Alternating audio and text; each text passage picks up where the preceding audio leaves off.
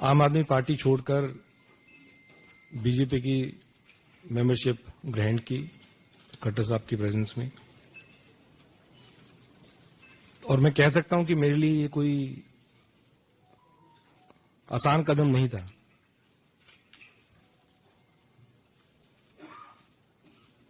अन्ना जी के दिन से हम पार्टी से जुड़े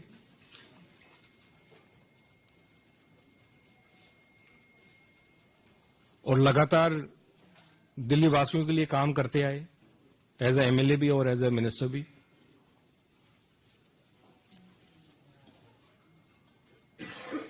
और सही पूछे तो कुछ लोग सोचते होंगे कि ये ओवरनाइट कुछ डिसीजन हो गया या किसी के दबाव में मैंने निर्णय लिया। हर एक व्यक्ति जो ये सोच रहा है कि किसी के दबाव में मैंने निर्णय लिया, मैं ये कहना चाहता हूं कि मैंने आज तक किसी के दबाव में आके कोई काम नहीं किया, कोई काम नहीं किया। और राजनीतिक जीवन में लगातार 2015 से पार्टी में रह के, एमएलए रह के और एज ए मिनिस्टर भी दबाव में आके मैंने कोई काम नहीं किया। तो जितने भी ऐसी मुझे सुनने में आ रहा है कि ऐसा कोई नैरेटिव बिल्ड करने की कोशिश की जा रही है कि जिन्होंने ईडी के दबाव में कर दिया, सीबीआई के दबाव में कर दिया, तो ये सारी मेरे ख्याल से गलतफहमी है। इस प्रकार का नैरेटिव बिल्ड किया जा रहा है और ये कोई एक दिन का निर्णय नहीं है। मैं तो पेशे से वकील हूं, वकालत छोड़ के हम आम आदमी पार्टी से जुड़े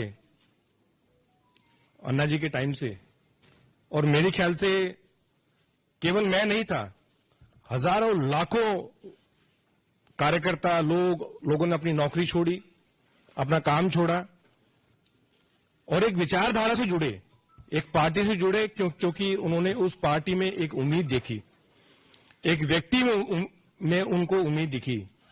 उस विचारधारा से वो जुड़े और मैं भी जुड़ा और लगातार दिल्ली वासियों की सेवा करने के मकसद से मैं जुड़ा पार्टी में। राजनीति करने का मेरा और कोई मकसद नहीं था, लेकिन केवल अगर कोई मकसद था तो सिर्फ लोगों की सेवा करना और दिल्ली का हम किस प्रकार से विकास कर सकें, उस मकसद के लिए हम जुड़े। लेकिन जब अपनी आंखों के सामने अगर जिन वैल्यूज के लिए हम इकट्ठा आए, जिन वैल्यूज के लिए आम आदमी पार्टी ज्वाइन की, अगर वो बिल्कुल कॉम्प्रोमाइज्ड होते हुए अगर देखने को मिली तो फिर कहीं ना कहीं पीड़ा। और ये मेरे शब्द हो सकते हैं, लेकिन मैं गारंटी के साथ कहता हूं कि इन शब्दों के पीछे उन लाखों हजारों कार्यकर्ताओं की आवाज है, वो भावना है कि जिस मकसद के लिए वो जुड़े थे वो आज उनको नजर नहीं आ रहा। एक आम आदमी की सेवा करने के लिए जुड़े थे, वो आम आदमी से मेरे ख्याल से सब वो लोग खास हो गए हैं। मैंने अपने पत्र के माध्यम से जो किन कारणों से मैं आम आदमी पार्टी छोड़ी, वो मैं उसके बारे में कुछ ज्यादा नहीं कहूंगा। मैंने अपने पत्रों के माध्यम से सारी चीजें लिख दी हैं, लेकिन इतना जरूर मैं कह सकता हूं कि अगर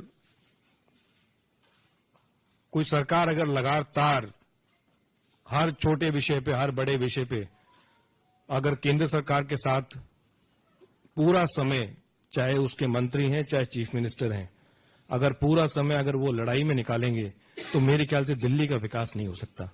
दिल्ली का विकास अगर हमें करना है तो अपने अच्छे संबंध बना के रखने जरूरी हैं।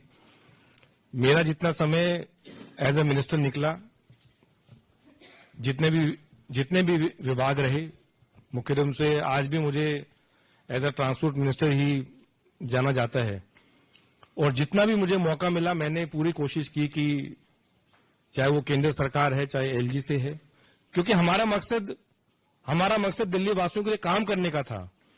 हमारे पॉलिटिकल एम्बिशंस को आगे रखने का नहीं था, अपने पर्सनल एम्बिशंस को आगे रखने का नहीं था। मेरे ख्याल से जितने भी लोग आम आदमी पार्टी में जुड़े उनका मकसद अपना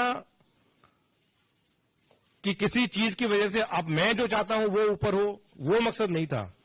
लोगों का काम करने का मकसद केवल था। और मुझे पूरा यकीन है कि अगर दिल्ली का विकास अगर वाकई में हो सकता है तो फिर वो केंद्र में जो बीजेपी की सरकार है उसके साथ कंधे से कंधा मिला के एक मजबूती के साथ आगे बढ़ के उसका विकास हो सकता है। और यही कारण रहे कि मैं बीजेपी के परिवार से जुड़ा हूं आज। हमारे आदरणीय और सबसे लोकप्रिय प्रधानमंत्री नरेंद्र मोदी जी, उनकी जो विजन है, उनकी जो नीतियां हैं, उनके जो काम है, उनसे कहीं ना कहीं इंस्पायर होके और उनकी लीडरशिप के अंडर और आदरणीय अमित शाह जी, हमारे जो पार्टी के प्रेसिडेंट हैं, नड्डा जी, जितने भी और सीनियर लीडर्स हैं, मैं समझता हूं उनकी गाइडेंस के अंडर मैं काम करता रहूंगा। पहले भी काम करता रहा हूं और एक चीज की गारंटी देता हूं कि जो भी मुझे रिस्पॉन्सिबिलिटी दी जाएगी उसको मैं पूरी ईमानदारी के साथ निभाऊंगा। और मेरा मकसद, मैं फिर रिपीट कर रहा हूं, मेरा मकसद केवल राजनीति में, मैंने जब प्रैक्टिस छोड़ के जब राजनीति ज्वाइन की तब भी मेरा मकसद था कि लोगों के लिए, दिल्ली वासियों के लिए और देशवासियों के लिए कैसे काम किया जाए। वो पहले भी था, आज भी है और हमेशा रहेगा। और जितने भी यहाँ सीनियर लीडरशिप है, मुझे समय समय पे उनका गाइडेंस मिलता रहेगा और हम दिल्ली के लिए और देशवासियों के लिए काम करते रहेंगे। जय हिंद। सभी मीडिया के साथियों का बहुत बहुत धन्यवाद।